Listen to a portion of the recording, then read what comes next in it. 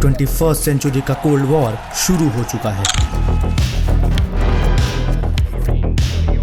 और इस बार युद्ध का मैदान है इंडिया का नेबरहुड, जहां एक के बाद एक सरकारें ताश के पत्तों की तरह बिखर रही हैं। पहले श्रीलंका, फिर बांग्लादेश और अब नेपाल। जरा सोचिए, क्या ये केवल एक इत्तेफाक है? इनफैक्ट ये कहानी नेपाल, बांग्लादेश या श्रीलंका में शुरू ही नहीं हुई और ये केवल सरकारों के गिरने तक ही सीमित नहीं है। पहले म्यांमार में मिलिट्री कू हुआ और केवल 3 महीने बाद अफगानिस्तान में तालिबान की वापसी। उधर पाकिस्तान में इमरान खान की सरकार गिरी, इधर बांग्लादेश से शेख हसीना और श्रीलंका से राजपक्षा को देश छोड़कर भागना पड़ा। मालदीव्स में इंडिया फर्स्ट से इंडिया आउट और नेपाल में एक सोशल मीडिया बैन और पीएम ओली की कुर्सी का छीन जाना। सरकारें गिरती गईं, कहीं बंदूक की नोक पर तो कहीं आंदोलन से। अब अगर केवल 4 सालों में इंडिया के नेबरहुड में 6 देशों में तख्ता पलट हो जाए तो सवाल तो उठेंगे कि ये क्यों हो रहा है। आखिर ये प्रोटेस्ट कितने ऑर्गेनिक हैं और कितने स्पॉन्सर्ड, और इन छोटे छोटे देशों से आखिर किसी को क्या फायदा? कहीं असली टारगेट इंडिया तो नहीं? चलिए समझते हैं।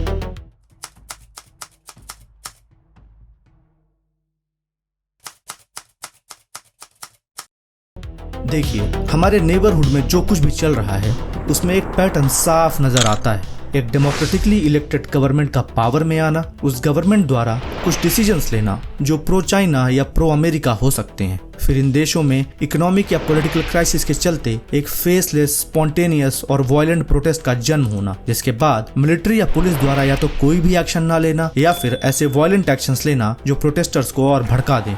देखते ही देखते प्रोटेस्टर्स का पॉलिटिकल लीडर्स के घर में घुस जाना और फिर सरकारों का गिर जाना।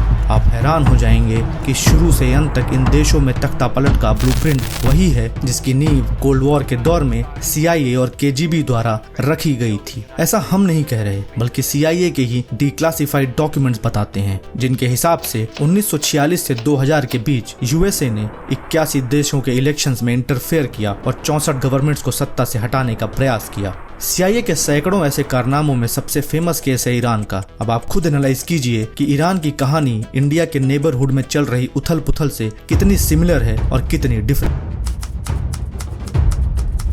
बात है 1953 की, जब ईरान की जनता ने एक बेहद पॉपुलर नेता मोहम्मद मोसादेक को अपना PM चुना। मोसादेक के पहले ईरान के ऑयल पर British company Anglo Iranian oil company का कंट्रोल था। पावर में आते ही मोसादेक ने ऑयल इंडस्ट्री को नेशनलाइज कर दिया ताकि ईरानियन ऑयल का फायदा ब्रिटिशर्स को नहीं, ईरान की जनता को। अब इसमें कुछ गलत तो था नहीं, लेकिन यह हरकत ब्रिटिशर्स को पसंद नहीं आई, इसलिए वो अमेरिका के पास गए और मोसादेक को प्रो सोवियत और कम्युनिस्ट सिंपैथाइजर बताने लगे। ईरान के ऑयल रिसोर्सेज पर अमेरिका की भी नजर थी ही, इसलिए CIA और ब्रिटेन की MI6 मिलकर मोसादेक को हटाने का प्लान बनाने लगे। अब देखिए, जब भी कोई देश अमेरिका के खिलाफ खड़ा होता है तो सबसे पहले उसकी इकोनॉमी को कमजोर करने के लिए वो सैंक्शंस लगाता है। इकोनॉमी कमजोर होने से अनएम्प्लॉयमेंट जैसे प्रॉब्लम्स बढ़ते हैं और लोगों में अपनी ही सरकार के खिलाफ गुस्सा फैलता है, जिसे चैनलाइज कर तख्ता पलट में इस्तेमाल किया जाता है। और ईरान में भी ऐसा ही हुआ। ईरान पे लगे सैंक्शन से उसके लिए तेल एक्सपोर्ट करना मुश्किल हो गया और उसे 95% रेवेन्यू का लॉस हुआ। यानी मोसादेक के PM बनते ही ईरान में एक एक्सटर्नली इंड्यूस्ड इकोनॉमिक क्राइसिस का जन्म हुआ, पर इसका ब्लेम मोसादेक पर ही डाला गया और इसमें भी अमेरिका का हाथ था। असल में CIA ने थियोडोर रूजवेल्ट के पोते कर्मिट रूजवेल्ट को ईरान भेजा $1 मिलियन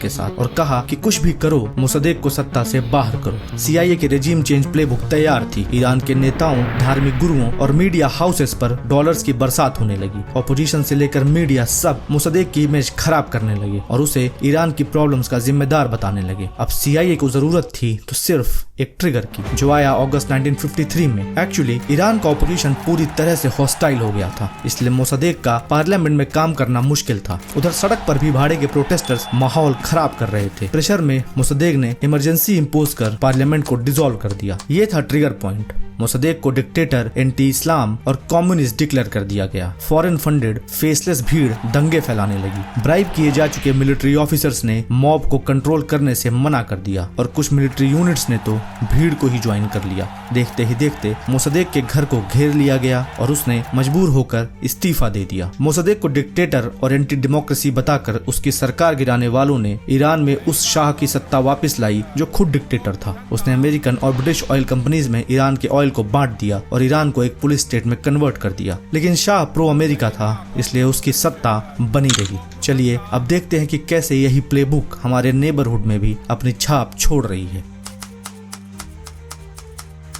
दोस्तों, म्यांमार, अफगानिस्तान और पाकिस्तान में ये पैटर्न थोड़ा डिफरेंट है, लेकिन एंड रिजल्ट देखें तो आप हैरान हो जाएंगे कि शुरू से अंत तक इन देशों में तख्ता पलट का ब्लूप्रिंट वही है। अंतर है तो सिर्फ ये कि आज ये खेल चाइना और यूएसए के बीच खेला जा रहा है। इंडिया के नेबरहुड की बात करें तो पहले इमरान खान, फिर राजपक्षा और बाद में शेख हसीना ने उनके रिमूवल में फॉरेन इंटरफेरेंस की बात कही है। रशिया यूक्रेन वॉर में इमरान खान की न्यूट्रलिटी से अमेरिका नाराज था। एक लीक डॉक्यूमेंट के हिसाब से पाकिस्तानी एम्बेसडर से 2 यूएस ऑफिशियल्स ये कहते पाए गए कि अगर इमरान खान के खिलाफ नो कॉन्फिडेंस वोट सक्सेसफुल हुआ तो वॉशिंगटन में पाकिस्तान को माफ कर दिया जाएगा, और इसके अगले ही दिन इमरान के खिलाफ नो कॉन्फिडेंस मोशन लाया गया। श्रीलंका के फॉर्मर प्रेसिडेंट गोटबाया राजपक्षा ने अपनी किताब the conspiracy to oust me from presidency में क्लेम किया कि उनके रिमूवल में फॉरेन पावर्स का हाथ था। राजपक्षा हाईली प्रो चाइना थे, जो अमेरिका को पसंद नहीं था। एक श्रीलंकन एमपी ने तो अपनी किताब 9 द हिडन स्टोरी में सीधे सीधे श्रीलंकन प्रोटेस्ट में अमेरिका का हाथ बताया।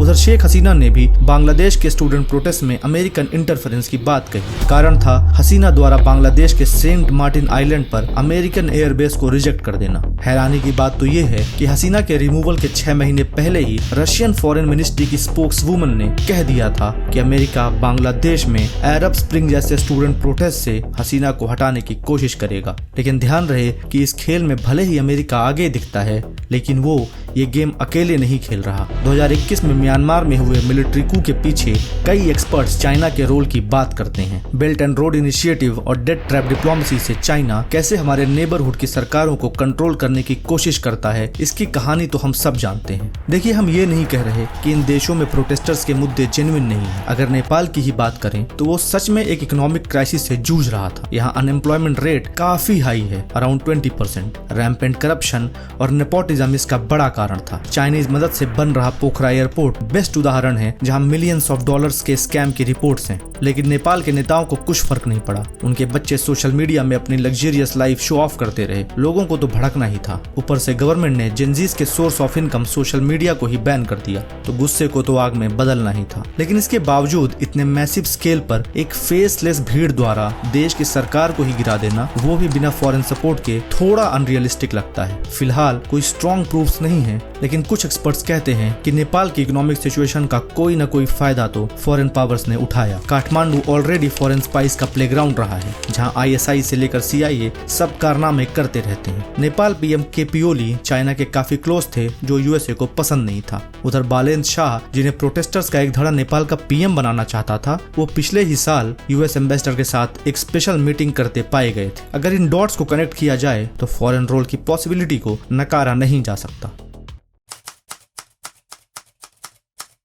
अब देखिए, सच तो ये है कि इंडिया के पड़ोस में जो कुछ भी हो रहा है उसमें सीआईए का हाथ है या चाइना का, ये तो हमें तभी पता चलेगा जब सीक्रेटिव एजेंसीज अपने डॉक्यूमेंट्स डिक्लासिफाई करेंगी। लेकिन हिस्टोरिकल प्रेसिडेंट्स इंडिकेट करते हैं कि जब भी कोई देश सुपर पावर्स के विम्स एंड फैंसीज के हिसाब से एक्ट नहीं करता और अपने इंडिपेंडेंट पॉलिसीज परस्यू करता है, तो ये अमेरिका, सोवियत या चाइना जैसे ग्रेट पावर्स को पसंद नहीं आता, भले ही वो देश उनके खिलाफ हो या ना हो, और इसीलिए उस देश में तख्ता पलट की कोशिश की जाती है। अब इंडिया की बात करें तो अमेरिका कहीं न कहीं चाहता है कि हम खुलकर उसके सपोर्ट में खड़े हो जाएं, उसके एलाई बन जाएं और उसके नंबर 1 राइवल चाइना और रशिया को अपना दुश्मन डिक्लेयर कर दें। लेकिन इंडिया ने ऐसा ना तो कोल्ड वॉर के दौर में किया और ना ही आज करेगा। शायद यही कारण है कि इंडिया के नेबरहुड में उथल पुथल मचाकर उसे ब्लैकमेल करने की कोशिश की जा रही है, क्योंकि अमेरिका को इन छोटे छोटे देशों से और क्या ही मिलेगा। सब जानते हैं कि ग्रेट पावर का एम्बिशन रखने वाले किसी भी देश के लिए एक स्टेबल नेबरहुड जरूरी है। इसलिए जब इंडिया को फॉरेन पावर्स अंदर से तोड़ने में नाकाम हो जाती हैं, तो उसे बाहर से कमजोर करने की कोशिशें करती हैं। अचानक इंडिया की इकोनॉमी को कमजोर करने के लिए टैरिफ्स पर टैरिफ्स लगाना, इंडियन आईटी वर्कर्स की वीजा फीस में मैसिव उछाल, ये सब केवल कोइंसिडेंस तो नहीं हो सकता। इसलिए जरूरी है कि हम ग्रेट पावर पॉलिटिक्स के इन पैंतरों को जानें और समझें, ताकि हम इनके फॉल्स नैरेटिव्स और गेम्स का शिकार ना बने। वीडियो अच्छा लगा हो तो ज़्यादा से ज़्यादा लोगों के साथ शेयर करें और ऐसे और वीडियोस के लिए हमें फॉलो करें।